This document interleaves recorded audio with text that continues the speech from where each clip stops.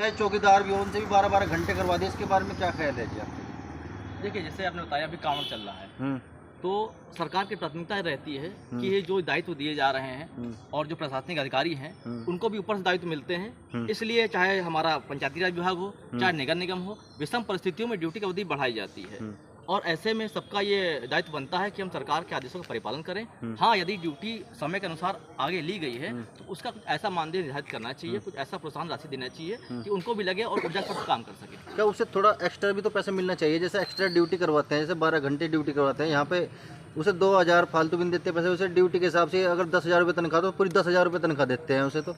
नहीं, बिल्कुल मिलना चाहिए। मैं इसके एक बार नाम बताइए जी अपना जी। जी, मैं रामकिशन वाल्मीकि, उत्तर प्रदेश पंचायती राज ग्रामीण सफाई कर्मचारी संघ प्रदेश वरिष्ठ उपाध्यक्ष। आप किस तरीके से देखते हो जैसे सफाई कर्मचारी जो एक मुजफ्फरनगर में बड़ा आंदोलन, दिन रात मेहनत करते हैं सफाई कर्मचारी, लेकिन सफाई कर्मचारी फिर भी परेशान है अपनी मांगों को लेकर, इनकी मांगें नहीं पूरी हो पाती। देखिए, लगातार काफ़ी समय से हम लोग आउटसोर्सिंग का विरोध कर रहे हैं। सभी संगठनों के लोग आउटसोर्सिंग का विरोध कर रहे हैं और आउटसोर्सिंग से ना करके हम लोग की भर्ती सीधी भर्ती हो, जिसमें 4th क्लास एम्प्लॉइज़ हो, सफाई कर्मचारी हो, तमाम लोगों की भर्ती के लिए बार बार सरकार से हम लोग प्रार्थना पत्र और उच्च शासन प्रशासन में मिलकर ज्ञापन देकर भर्ती की बात करते हैं, जिसमें भर्ती में ये होता है कि हमें उचित जो है हमें उसका जो है कार्य का पेमेंट होता है और उसका वेतन मिलता है, जिससे हमारा पालन पोषण बहुत अच्छे से हो सकता है।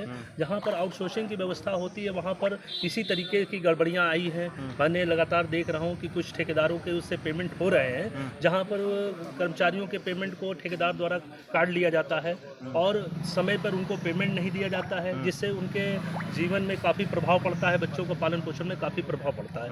हम लोग लगातार शासन प्रशासन से अपने पत्र के माध्यम से, चाहे चतुर्श्रेणी राज कर्मचारी महासंघ हो, चाहे उत्तर प्रदेश पंचायती राज ग्रामीण सफाई कर्मचारी संघ, लगातार हम लोग मांग कर रहे हैं जी। एक बार नाम बताइए अपना। अच्छा जी, जैसे जो आदमी सफाई कर्मचारी काम करते हैं, बहुत से 33 साल हो गए जी, 10-10 साल हो गए, उन्हें भी क्या परमानेंट करने का ऑफर इस सरकार में मिल जाएगा? नहीं मिल जाएगा जी।